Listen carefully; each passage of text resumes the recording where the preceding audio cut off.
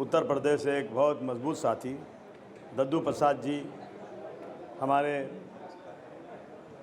बहुत अच्छे तल्लुकात करम फरमा जो रिटायर IRS ऑफिसर हैं श्री सुचन राम जी, अमर बहादुर पटेल साहब, उमा शंकर साहब, सागर तांडे साहब, गिरिराज सानी जी, राजा राम गोड़े साहब, दीनानाथ मौर्य जी, चंद्रभान पाल साहब, कुसुम अशोक निषाद साहब, अखिलेश यादव जी, सचिन भाव कामले साहब, श्यामलाल निषाद जी, प्रेमनाथ सरोज साहब, जीशान साहब, हकीम साहब, साजिद सिद्दीकी साहब, रमाकांत साहब और यहाँ मौजूद तमाम दोस्तों, साथियों, भाइयों और बहनों, सबसे पहले मुझे खुशी इस बात की कि मुझे आपने यहाँ बुलाया। आपका प्रोग्राम पहले कुछ महीने पहले तय हुआ था और मैं इंतज़ार कर रहा था, लेकिन बाद में मैसेज आया कि प्रोग्राम पोस्टपोन हो गया। मैं भी अपने बिजनेस ट्रिप पे सऊदी अरब में था। मैं सऊदी अरब से दुबई तक बाई रोड आया, वहाँ से फ़्लाइट पकड़ा और सुबह 11 बजे मैं घर पहुँचा हूँ और आपके इस कार्यक्रम की अहमियत देते हुए मैं आपके पास आया हूँ। दोस्तों, सबसे पहले मैं देख रहा हूँ मोस्ट इंडिया सम्मेलन कार्यक्रम का आयोजक श्री के मोस्ट निदेशक शिक्षक श्यामलाल निषाद गुरु जी को साधु संत के भेष में बलात्कारी, नफरत पैदा करने वालों, संविधान विरोधियों से सावधान रहने की अपील करने पर उनके ऊपर FIR और शिक्षक पद से निलंबित कर दिया गया। ऐसा लगता है उत्तर प्रदेश में संविधान नाम की कोई चीज़ नहीं है, जंगल राज है, जो चाहो कर लो। गद्दी पर बैठे हुए जो लोग हैं ना, वो सारे माफिया लोग हैं और देश के संविधान की धज्जियां उड़ा रहे हैं और हम लोग चुपचाप तमाशा देख रहे हैं। बहुत सारे भाषण हुए, मैंने सब भाषण सुना, लेकिन मैं बहुत छोटा आदमी हूँ, मैं आपको कुछ राय नहीं दे सकता हूँ, लेकिन प्रैक्टिकल लाइफ में कहता हूँ कि RSS के लोग एक एक गांव में जा कर के, एक एक महल्ले में जा कर के 10, 20, 30 लोग को जमा करते हैं और उनको नफ़रत का पैगाम देते हैं। है कि नहीं? आपने देखा? उनका नाम किसी को नहीं मालूम, तो किसी को नहीं जानते। वो भिवंडी में आ रहे थे, 4 लोग आते थे एक घर में, कहते थे तुमको, अब भिवंडी मुस्लिम एरिया है, तुमको इस देश में जय सिया राम चाहिए या तुमको इस देश में नारे तकबीर अल्लाह अकबर चाहिए, और चले जाते थे। उनको कोई जानता नहीं, वो समर्पित हैं। मानना पड़ेगा आपको, अपने दुश्मन की चाल को भी हमें पहचानना बहुत ज़रूरी है। हमें भाषण करना है, लेकिन भाषण करो ना जाके गांव-गांव में, करेक्ट, जमा करो ना लोगों को। और अगर आपको अपने समाज से मोहब्बत है तो कहते मिटा दो अपनी हस्ती को, अगर कुछ मर्तबा चाहो कि दाना खाक में मिलकर गुले गुलजार होता है। दोस्तों, हम लोग गांव में रहते थे बचपन में, किसी दलित, किसी हरिजन की हिम्मत नहीं खटिया पर बैठ जाए। वो बेचारा पैर में चप्पल नहीं, भगई पहने हुए आता था और गांव की सफाई करता था। कोई जानवर मर जाए तो बोले तुम खा लो, बुरा मत मानना। कोई लड़की जवान हुई, जो चाहे उठा के लेके चला जाए, कोई पूछने वाला नहीं था। मगर मैं हजारों बार सलूट करूंगा उस व्यक्ति को जिसने इस देश में दबे कुचलों के लिए लड़ाई लड़ी, डॉक्टर भीमराव अंबेडकर। ये देश आज़ाद हो गया, हिंदू मुसलमान साथ साथ लड़ाई लड़े, लेकिन आज़ादी के बाद अंग्रेज़ों ने मिलकर इस देश को 2 हिस्से में बांट दिया। मुसलमान अपने सामान को लेकर के मोहम्मद अली जिन्ना की आवाज़ पर पाकिस्तान की तरफ रवां व दवा था, जा रहा था, लेकिन सिर्फ और सिर्फ मुसलमानों को इस देश में रहने का किसी ने हक दिया तो डॉक्टर भीमराव अंबेडकर साहब ने दिया। मैं ख़ास तौर से मुसलमानों से कहूँगा, मैं अपने लोगों से कहूँगा कि अगर तुम आज इस देश में रहते हो ना, वो संविधान की देन है और कोई देन नहीं है। इसलिए डॉक्टर साहब को सबसे ज़्यादा हमें उनका आदर करना है और उनको आगे बढ़ाना है। उन्होंने कितनी उन्होंने मेहनत किया, लेकिन मुसलमानों ने पहचाना उनको। इसी मुंबई में ये RSS के लोग उनको हराते थे, कांग्रेस के लोग हराते थे, आज जो उनकी जय जयकार कर रहे हैं। मतलब है ना उनको वोट लेने का, इसलिए बात करते हैं, लेकिन वो मुंह में राम बगल में छुरी। बाबा साहब को हराया था, लेकिन मुस्लिम लीग, मुसलमानों ने पहचाना उनको और मुसलमानों ने उनको वेस्ट बंगाल से मुस्लिम लीग की सीट दे करके पहली बार उनको राज्यसभा में भेजा।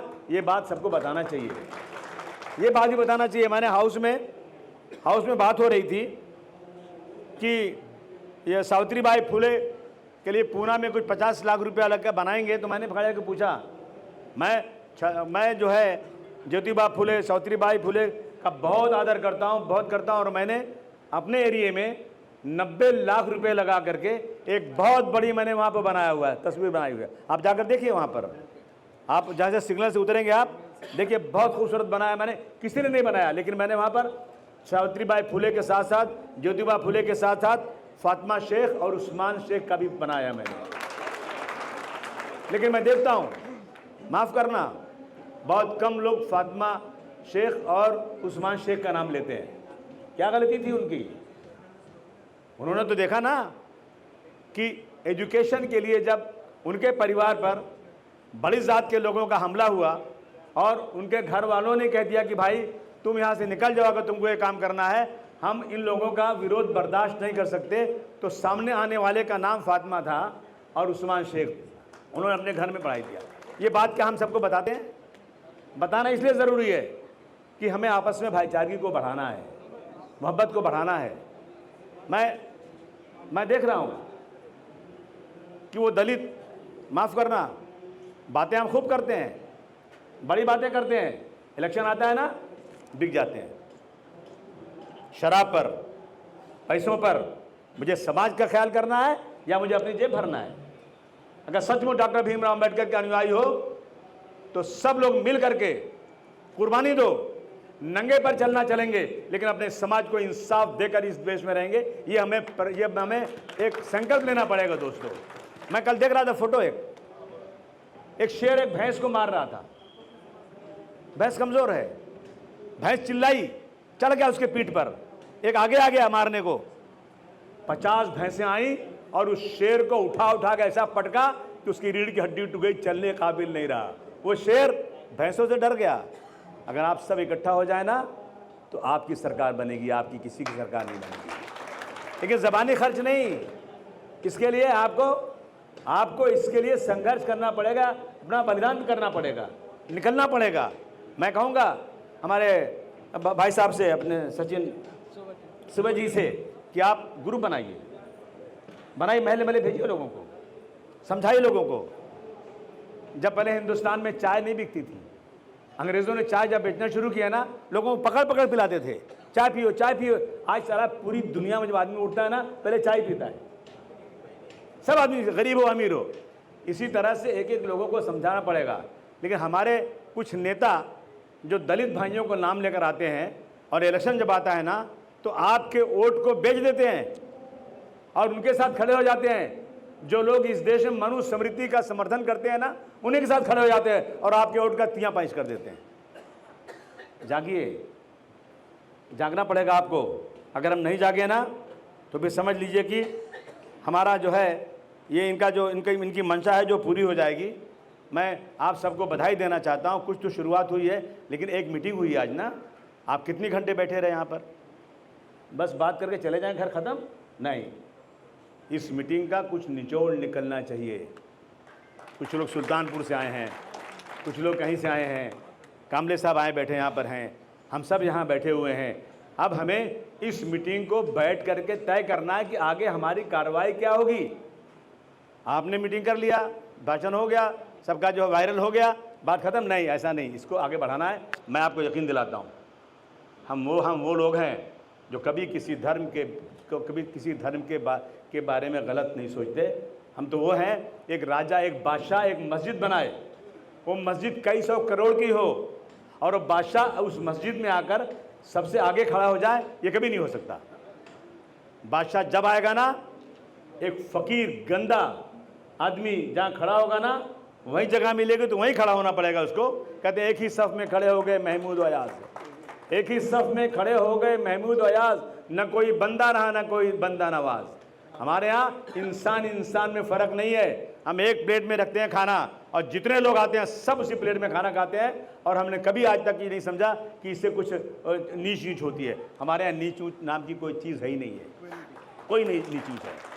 आइए हम सब मिलके गले मिल करके आपस में भाईचारगी का पैगाम दें और जो भी समाज के लोग जिनके साथ ज़्यादती हो रही है उस समाज को बदलें। और ख़ास तौर से 2 इलेक्शन अभी होने जा रहा है, एक बिहार में, एक उत्तर प्रदेश में। तैयार हो जाइए आप लोग, जितने बिहार के लोग भेजिए उनके गांव, उनके पास बहुत पैसे हैं, वो लोग यहाँ से ट्रेनें बुक कर रहे हैं, लोगों को पैसे दे रहे हैं और चोरी करके वोट डलवा रहे हैं। तो इस पर सब लोग को जागृत होना चाहिए। दूसरा, उत्तर प्रदेश की हालत सबसे ज़्यादा ख़राब है। इस देश में सबसे ज़्यादा जुल्म ज़्यादती हो रही है, माफियाओं की सरकार बन गई है। बताइए, अगर किसी अपराधी के बारे में कोई गलत बोलेंगे तो उनको सस्पेंड कर दिया जाएगा। ये हो रहा है आज। तो आज सब लोग तय कीजिए कि यूपी में इस सरकार को अपने को उखाड़ फेंकना है, अपने को सेकुलर सरकार लाना है। कोई भी सरकार आए, कोई भी सरकार आए, लेकिन सरकार वो आना चाहिए जो डॉक्टर भीमराव अंबेडकर के कानून को मानती हो। आप यही कहिए, आप किसी के लिए वोट मत मांगिए, आप किसी पार्टी के लिए वोट आप ये कहिए कि जो भी गांधी जी का अनुयायी है, जो भी डॉक्टर भीमराव अंबेडकर का अनुयायी है, उसी को वोट दो, बाकी इसकी वोट मत दो। तो इसलिए हम कहना चाहते हैं आप दोस्तों कि हम सबको एक साथ मिल करके ये लड़ाई लड़ना है। और कहते हैं, एक हो जाएं तो बन सकते हैं खुर्शीद व मुबीन, वरना इन बिखरे हुए तारों से क्या बात बने। आपने बुलाया, बहुत बहुत धन्यवाद। हम आपकी इस लड़ाई में हम लड़ना चाहते हैं, हम इस लड़ाई में आपके साथ रहना चाहते हैं, ताकि हम जो है, अगर इंसान को अल्लाह ने पैदा किया है तो पैदा किया है जुल्म और नाइंसाफ़ी के खिलाफ लड़ने के लिए। उस लड़ाई को मैं लड़ने को तैयार हूँ आपके साथ। और बहुत बहुत आपका धन्यवाद, बहुत शुक्रिया। जय हिंद, जय भीम, जय भारत।